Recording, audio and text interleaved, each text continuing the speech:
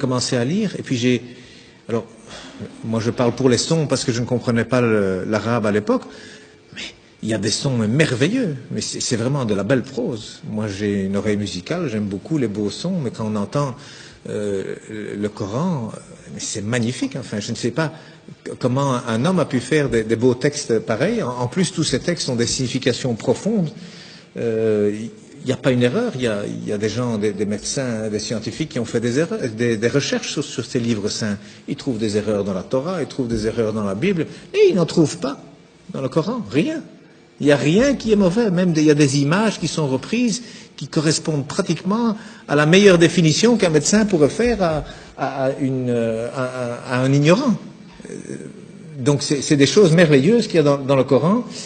Et en plus, moi j'ai découvert récemment la formule de la beauté, comme on dit, c'est-à-dire qu'aujourd'hui la beauté c'est quelque chose qu'on calcule mathématiquement. Hein, donc il y a des formules pour savoir jusqu'où il faut mettre du rouge à lèvres, jusqu'où est-ce qu'il faut épiler les sourcils. Il y a un coin respecté qui va du coin de la bouche, le long du nez, jusqu'au coin de l'œil et le début du sourcil. Donc ce qu'il y a là, il faut l'enlever. Et puis il faut aller du coin de la bouche à l'autre coin de l'œil, jusqu'à l'autre fin de sourcil. Cet angle, il doit être exactement l'angle qui correspond à un rectangle où il y a cette proportion, la beauté mesurée, comme on appelle, que d'ailleurs Fibonacci a découvert lorsque les chiffres romains ont été éliminés et remplacés par les chiffres arabes. Alors, ils viennent d'Inde en réalité, hein, avec le sifr, le zéro. Hein, en arabe, ça s'appelle le sifr.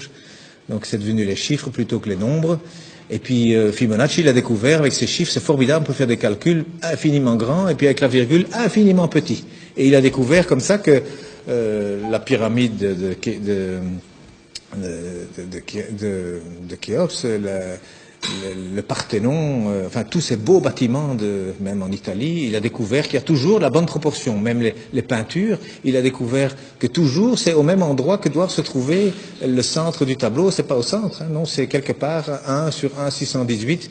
Donc il y a des proportions. Eh bien aujourd'hui on retrouve, la Mecque se retrouve sur la terre aujourd'hui. Hein, lorsque vous avez 1 et 1,618, eh bien cette ligne, elle passe à travers la Mecque, à travers la Kaaba au mètre près. Et la distance entre la Kaaba et le pôle Nord fait 1, et entre la Kaaba et le pôle Sud fait 1,618. Ça veut dire qu'Abraham, il a abandonné sa femme, enfin sa servante Hajar, avec son fils Ismaël. Elle a dit, pourquoi ici? Dieu m'a dit ici. Donc il semble qu'aujourd'hui, c'est par rapport en tout cas, et c'est même lié au village de Greenwich, qui a servi à dessiner la carte de cette terre, hein, parce que le milieu c'est Greenwich. Eh bien, c'est considéré là comme le centre de beauté que tous les peintres utilisent aussi. D'ailleurs, depuis Leonardo da Vinci, il a dessiné des tas de choses. Vous savez, le corps, 1,618. Le nombril, il est à 1 mètre du sol. La taille idéale, c'est 1,618 m. Donc, il y a plein de choses. Les dents même, la dent du milieu, elle fait 1,618. À côté, elle fait 1. La bouche, elle fait 1,618. Le nez, il doit faire 1. Et il y a des chirurgiens esthétiques aujourd'hui qui utilisent ces mathématiques pour corriger les visages. Eh bien, il y a un verset qui contient la Mecque dans le Coran. Hein, eh bien, le verset, il fait 47 lettres, divisé par 1,618, ça fait 29. Pile poil le début du mot Mecca. Enfin, c'est un bas de Becca, mais c'est pile poil à cet endroit-là. Donc, je veux dire, quand on découvre des choses comme ça, et il y en a encore, hein, dans le Coran, il y a des vérités comme ça mathématiques, on se dit, c'est quoi ça? C'est pas un homme, il n'avait pas d'ordinateur, hein, le prophète, il n'en avait pas, c'est sûr, c'est certain, ça c'est vraiment une vérité, on n'a jamais rien retrouvé d'informatique à l'époque, c'est sûr. Et ça a déjà été testé, à mon avis, 1 million de fois. Ça fait partie de la science exacte. Mais cet homme, d'où est-ce qu'il a cherché ce texte? Il y a plein de choses comme ça. Alors le premier message, d'ailleurs, il faisait 19 mots. Le premier message de 19 mots, Bismillahirrahmanirrahim, fait 19 lettres. Il y a 6 fois 19 sourates, il y a 142 fois 19 le mot Dieu dans le Coran, il y a 3 fois 19 fois le miséricordieux dans le Coran. Ce chiffre 19 dans le Coran, c'est aussi quelque chose d'incroyable. Mais donc le premier message, c'était, voilà, informez-vous.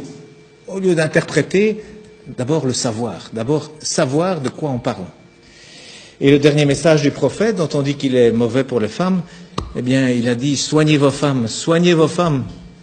Et pour la prière, ne l'abandonnez pas. Alors, moi je dis, une religion où le premier message et le dernier message sont ainsi, je ne vois pas très bien ce qu'on doit craindre. Donc,